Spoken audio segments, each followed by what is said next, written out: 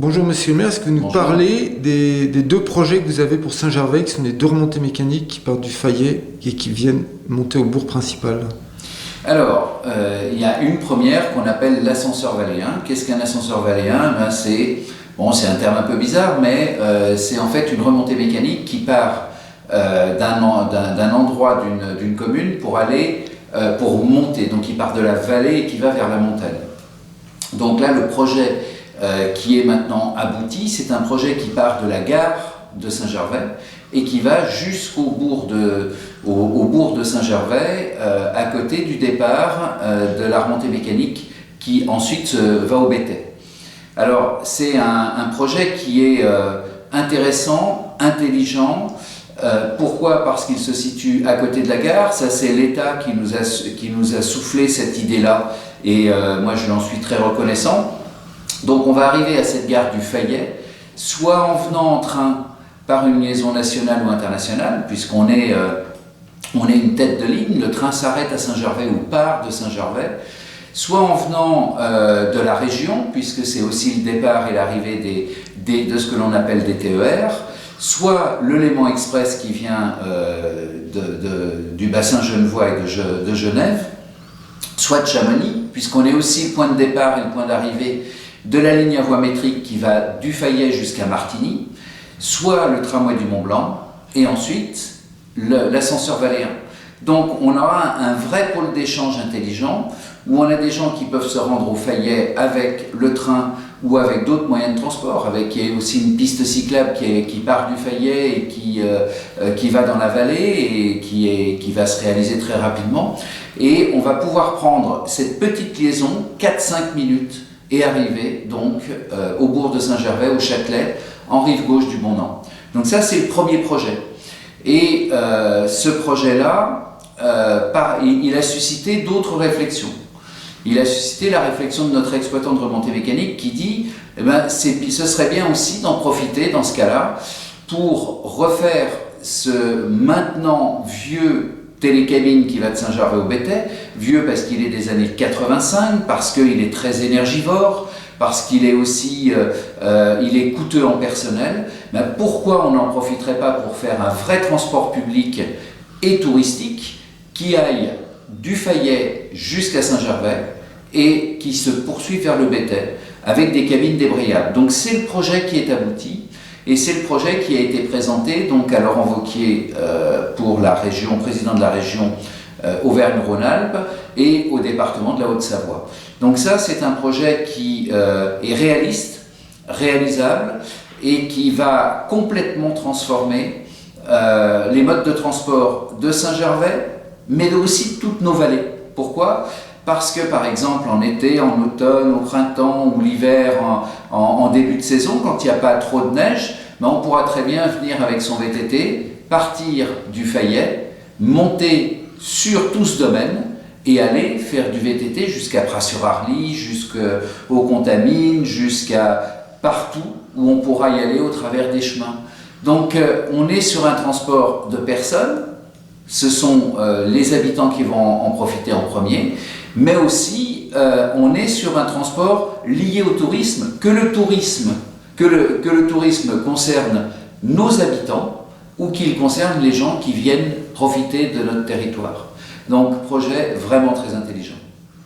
Et le second alors? Alors le second, c'est un vieux projet, c'est-à-dire que c'est vraiment ce qui se faisait avant l'arrivée de l'électricité, c'est d'utiliser l'eau comme la force motrice quand on a une forte déclivité. Alors c'est ce qu'on appelle un ascenseur à eau. Ascenseur là a un autre sens, c'est pour montrer que c'est un appareil de petite taille, mais ça peut très bien être un appareil de type funiculaire ou un appareil de transport par câble. Là le choix n'est pas fait. Et il a pour objectif de monter les 200 mètres d'altimétrie qu'il y a entre les thermes et le bourg de Saint-Gervais. Donc là, on est sur un transport non pas de grand débit, mais de petit débit. Quand on dit ascenseur, c'est une cabine de 10-12 places. Et qu'est-ce qu'on va utiliser? On va utiliser la force motrice de l'eau, et non pas l'électricité, pour faire monter ou descendre une cabine. C'est-à-dire qu'on remplit une ballast, ça fait monter la cabine, on vide la ballast, ça la fait descendre.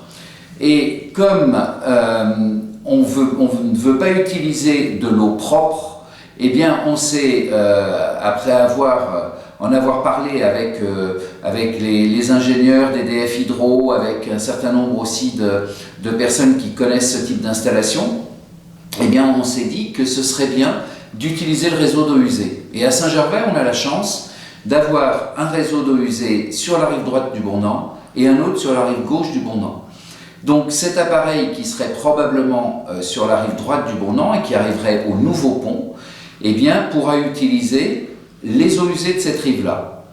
Et on s'est dit, mais dans ce cas-là, l'autre réseau d'eau usée pourrait servir à autre chose. Eh bien, il pourrait servir à être turbiné, c'est-à-dire à permettre de turbiner et d'utiliser l'énergie de la chute qu'il y a entre 850 et 600 mètres pour faire de l'électricité. Et là, on aura réellement bouclé la boucle de ce qu'on peut produire comme chose positive avec des eaux usées.